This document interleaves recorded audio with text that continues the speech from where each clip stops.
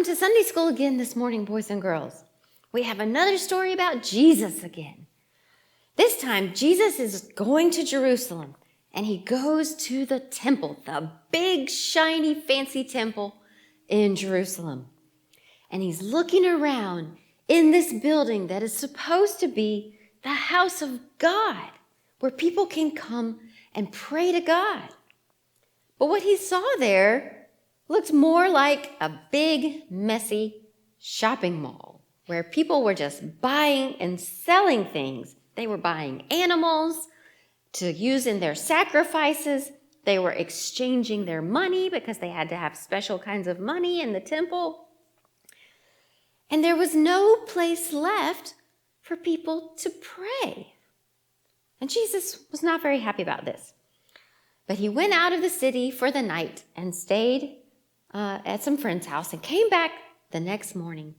And he went right back to the temple.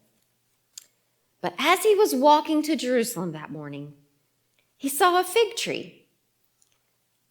And he saw the big, shiny leaves, the full-grown, lush green leaves full on the tree.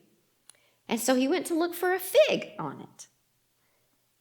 But there was no fruit on the fig tree. And so Jesus said something to the tree.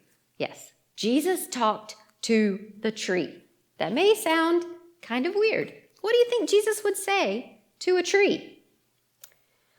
Well, he said, "May no one ever eat figs from you again."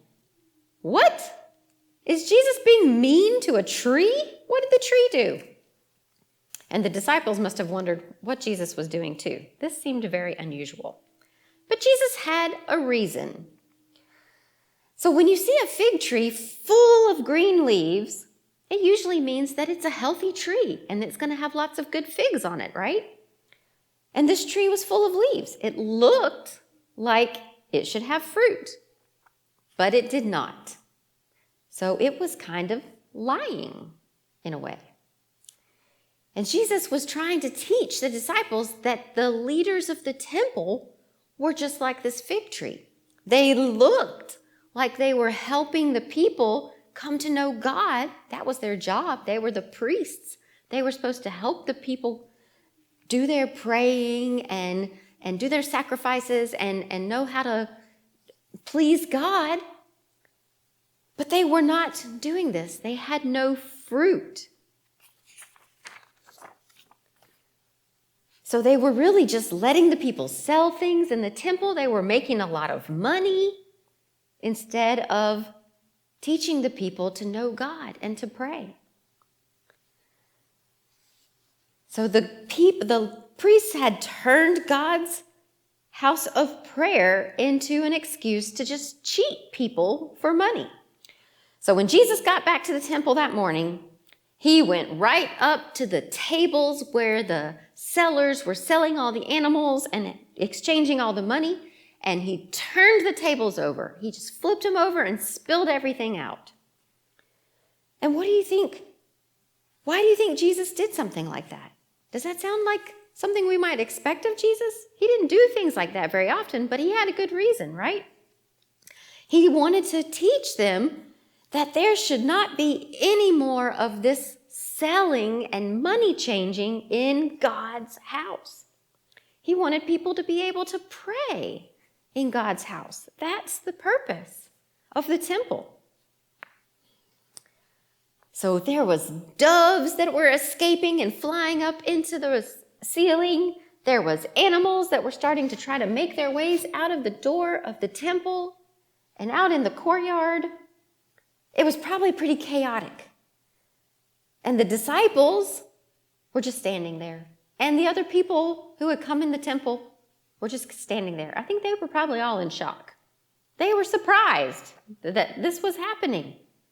So they stood by and watched. And Jesus finally turned to all the people in the temple. And he said this.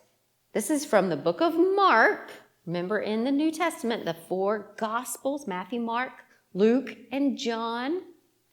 So this is the book of Mark, the 2nd Gospel, chapter 11, verse 17. Jesus told them, it is written that the Lord said, 'My house will be called a house where people of all nations can pray.' But you have made it a den of robbers." And he said this because he wanted to remind them that God's house should be where all nations can come and pray. Not just some people, but all people. And no one should keep them from coming to know God. And instead, this made the priests and the leaders of the temple very angry. They were not happy with Jesus this day. In fact, it made them want to kill Jesus. But Jesus was very calm after this. He just calmly walked back out of the temple and out of the city and went back down to his friend's house for the night. So let's remember that God wants us to be helping people come to know God better too. Whether we're in God's house or whether we're going about our daily lives, we can show people God's love. We can welcome them by the way that we act and the way that we talk.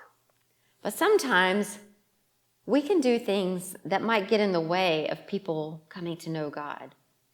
And if that happens, we want to pray that God would forgive us, right? And try to do better the next time. Because the greatest thing we can ever do is help other people come to know God.